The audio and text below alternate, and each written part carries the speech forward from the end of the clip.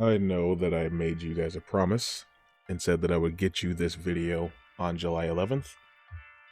I did everything in my power to do so, but by the time this goes live, it will still be July 11th on the West Coast. So, in a certain manner of speaking, I will have kept my word. Anyway, that's enough preamble. You've seen the title and the thumbnail. We are talking about James Gunn's Superman. Guys, I'm going to try to be as, objective about this review as I usually am, but this is a character that I care a lot about, and it's a movie that I've been following every bit of news from for the last 2 years, ever since this movie was still called Superman Legacy, So, I'm more than a little invested in it, I suppose. Simply put, I loved it, and I can't really hide or bury my enthusiasm for it. I think it all just works so well. It's vibrant, and it's got personality. The city of Metropolis has personality. David Corenswet is perfect as Clark Kent and Superman. Rachel Brosnahan's amazing as Lois Lane. Particularly Lois. I would like to highlight Lois for a little bit. I think that in all of Western comic books, she is the most important and iconic and dynamic love interest ever. More so than Mary Jane, a hell of a lot more so than Pepper Potts or, Selena Kyle, I think that Lois Lane is the most important part of any Superman adaptation. A great Superman movie or show has a great Lois Lane. That's just how it works. And she is one hell of a journalist. You don't really get to know too much of her backstory, like her military training or anything like that, from her father, who's a general in the military. But I think that the important things come through her journalistic integrity, her willingness to risk life and limb, basically, for a good story. Her proximity to the job, how she's always chasing a lead, always chasing a story, but she does still have a lot of room in her heart to care about people, despite her work-life balance being so skewed towards work that it seems like she doesn't have room or time for that sort of thing. All that's great. I love Lois in this movie. But speaking of loving certain characters in this movie, Mr. Terrific was a runaway favorite for not only me, but like all of my friends so far that have seen the movie. I won't sit here and posture and pretend that I know all this stuff about Mr. Terrific. I know very limited amounts about certain characters. Mr. Terrific is one of them. I just know he's super smart and he wears a jacket that says fair play. But in this movie, out of all of the Justice Gang characters with Hawkgirl and Green Lantern, who were also both cast amazingly, I think Nathan Fillion crushed it. Isabella Merced, not a whole lot to do, unfortunately, but she still knocks it out of the park. But goodness. And I don't know how to pronounce his name. I think it's Eddie Gathegi? I'm sorry, man. If anybody knows how to pronounce his name, please let me know. But he killed it. Mr. Terrific, every time he's on screen, he steals the show. I think he's just like... There's something about genius characters that it's very difficult to write them, but he's a character that's like... He's just so confident, and he just oozes so much personality and the exaggerated swagger of a black teen. Oh my god, I'm gonna die. Jesus Christ. Anyway, forget that. Forget that ever happened. Oh my god. Point is, he's amazing. And speaking of smart characters, a superhero movie is nothing without a great villain, and Lex Luthor is exactly that. He's petty. He's, he's whiny and whingy where he needs to be. He's self-aware in a way that's really refreshing, but more importantly, he's downright evil. He's intimidating when he needs to be. He just, I don't know, he plays like he's a perfect rage baiter, but he has some moments in this movie where he's just so disgusting.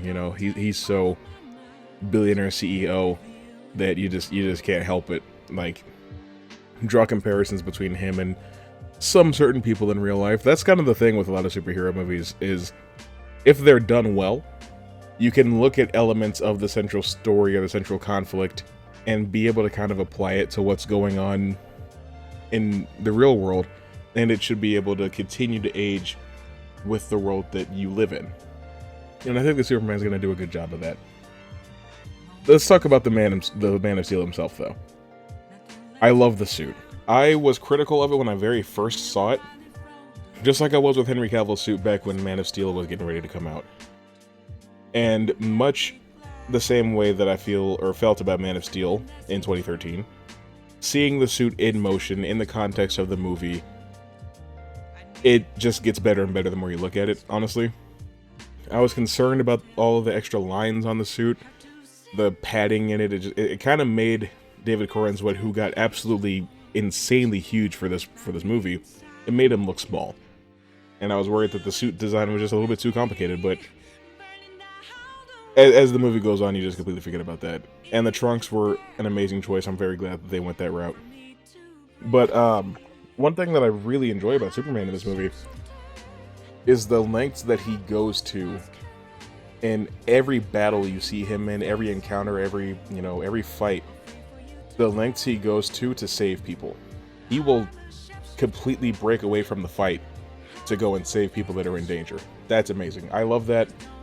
And it seems like such a simple thing, but I feel like as superhero movies get bigger and bigger in scale, it's just something that you don't see as much anymore, even though you really should, because that's the name of the game. That's what it's all about, you know?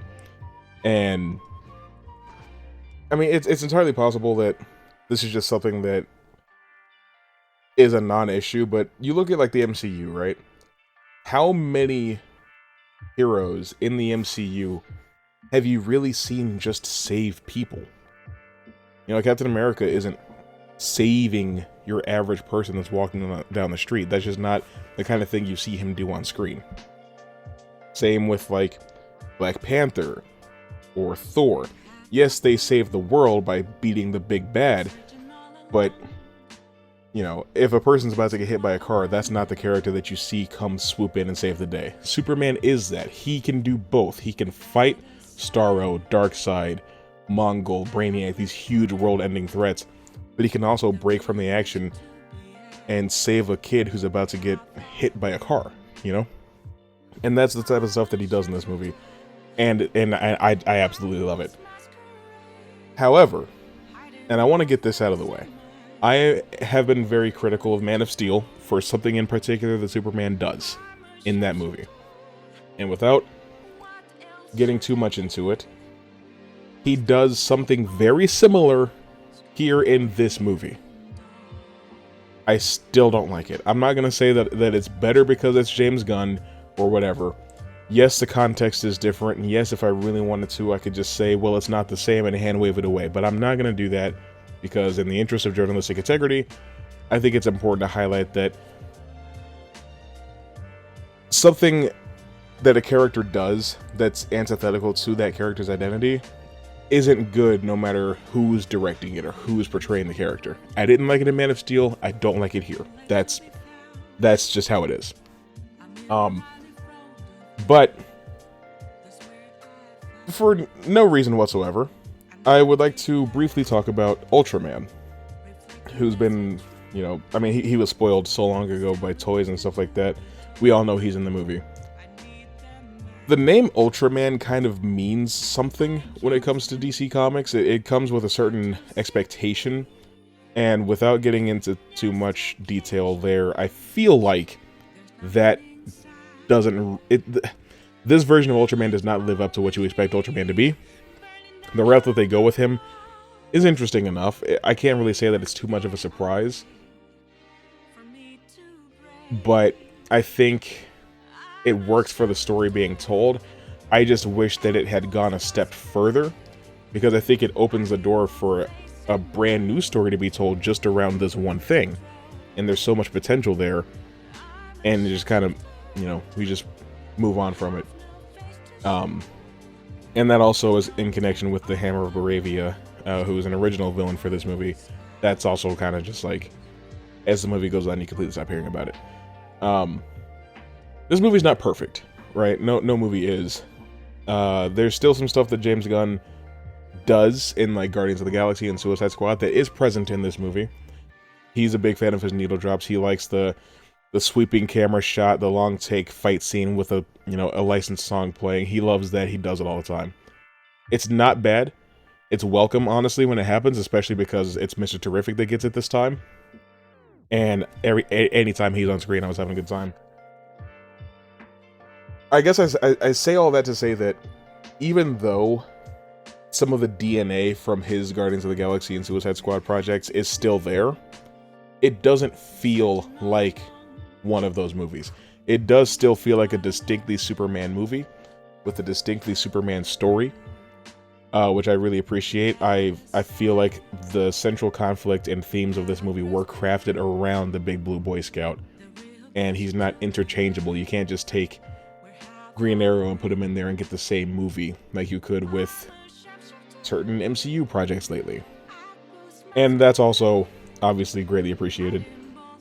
I just feel like, my gosh, I think I'm coming down with something. I just feel like for Superman to be like the superhero, it's been too long since he's had a movie that's just like, universally beloved, and so far this one has been.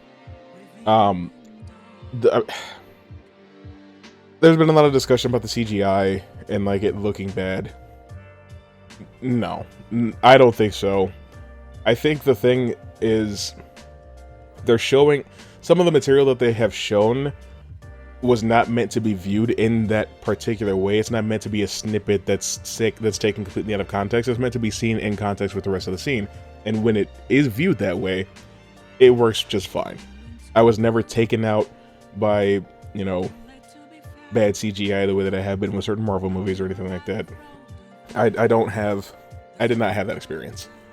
With Superman, though, you see him on his ass a lot in the trailers, right? He's hurt, he's beat up. And so you wonder, is Superman getting jobbed? Is he, taking too many lumps?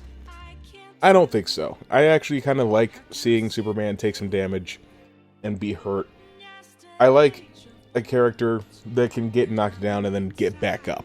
That's what it's about, getting back up. That's what Rocky Balboa said, right? But I never felt like he was, like his power or his strength was compromised or betrayed for the sake of telling this particular story. You could still feel how strong he is when he's lifting these gigantic buildings or creatures or whatever he's doing, and he's barely breaking a sweat. He doesn't feel any weaker than any other live-action version of the character. He's going to be nerfed in any movie or game or anything like that ever comes out. It's just something that comes with the territory, And I don't particularly have a problem with that.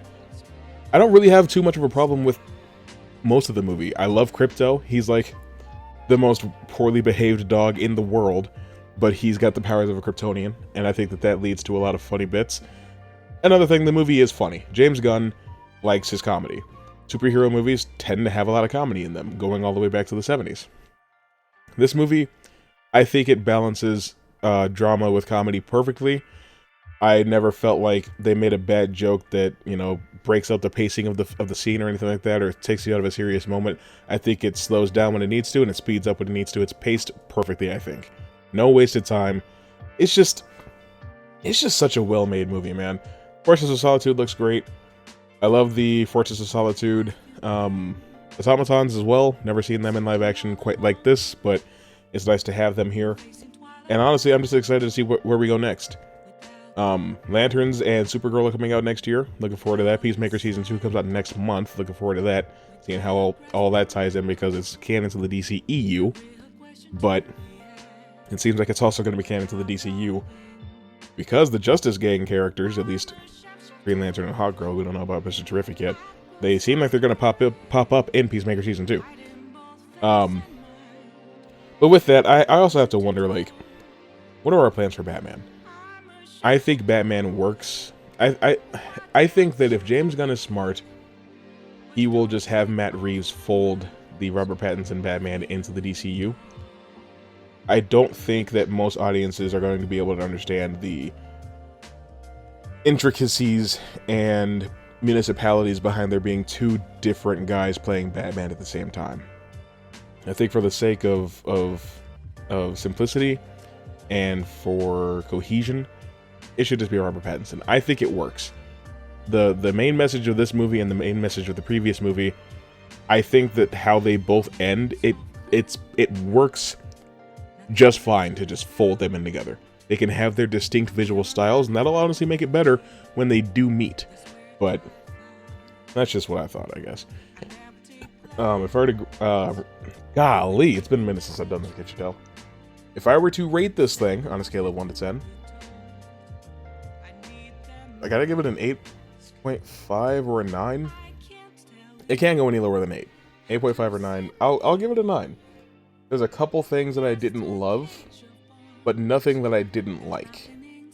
Except for that one thing I mentioned earlier. But that was not enough to kill the movie for me, not in the slightest. I still had such a great time. I'm probably gonna go see it again before the weekend's out.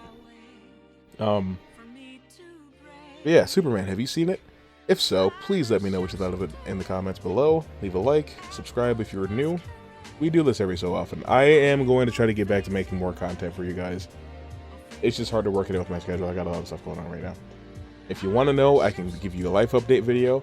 If not, then we'll just keep doing what we're doing.